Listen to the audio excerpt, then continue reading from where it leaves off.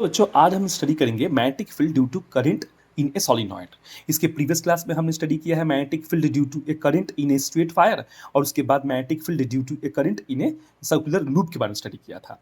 हालांकि ये टॉपिक बहुत इंपॉर्टेंट है, इसे मिस ना करें आप लोग। तो सॉलिनॉइड का डिफिनेशन हम क्या दे देंगे, जब बहुत सारे ऐसे सर्कुलर जो रिंग होते हैं, सर्कुलर कॉइल जो हमारे थे, जब बहुत सारे ऐसे एक दूसरे से अटैच्ड होते हैं तो उसे हम लोग सॉलिनॉइड कह देते हैं। बट यहाँ पर एक इंपॉर्टेंट बात यह है कि इसकी रेडियस काफ़ी छोटी होनी चाहिए इसके लंबाई से, ठीक है, इसके लेंथ से। तो यहाँ पे डिफिनेशन मैंने दिया है, it is a helical coil containing many circular turns whose length is greater than its diameter.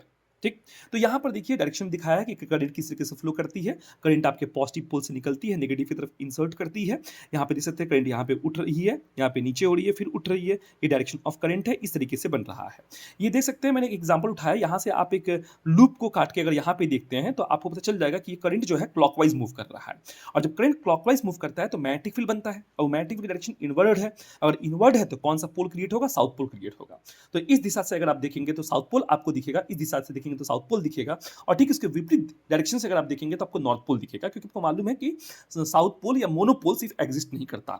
तो अब इस तरीके से ये आपका जो ये सॉलिनॉइड बन चुका है। जब आप कोई भी हेलिकल लूप आप इस्तेमाल करते हैं, सर्कुलर टर्न्स जिसमें बहुत सारे होते हैं, जिसके टर्न्स की संख्या काफ़ी बड़ी होती है कंपेयर टू उसके लेंथ के कंपेयर में, इसे हम सॉलिनॉइड कह सकते हैं। अब मैं इसकी दिखा देता हूँ कि मैग्नेटिक फील्ड बनती कैसे है। सेंटर में एकदम स्ट्रेट लाइन बनती है, और आप देख सकते हैं रिमेनिंग पोर्शंस में आपको इस तरीके से क्लोज सर्कुलर रिंग आपको दिख रही है। इसे हम कंपेयर कर सकते हैं बार मैग्नेट के साथ, जिसमें कुछ इसी प्रकार से होता है। तो हम कह सकते हैं sometimes solenoid is regarded as bar magnet. आप समझ सकते हैं, बस ये टेम्पररी है और ये परमानेंट है, यही दोनों में फर्क है। हाँ, और फर्क में और भी कह सकते हैं कि जैसे कि अब बैटरी के पोल्स को आप रिवर्स कर देंगे तो इसका नॉर्थ पोल साउथ पोल भी रिवर्स हो जाएगा और इसका नहीं होगा, जो ऑलरेडी मैंने प्रीवियस क्लास में बोल चुका है। ठीक, बात करते हैं स्ट्रेंथ ऑफ मैग्नेटिक फील्ड। आप इस स्ट्रेंथ ऑफ मैग्नेटिक फील्ड को कैसे बढ़ा सकते हैं, घटा सकते हैं। तो increase the number of turns, turns बढ़ाइएगा तो मैग्नेटिक फील्ड बढ़ेगी। Increase amount of current, current की अमाउंट बढ़ाइएगा तो मैग्नेटिक फील्ड बढ़ेगी।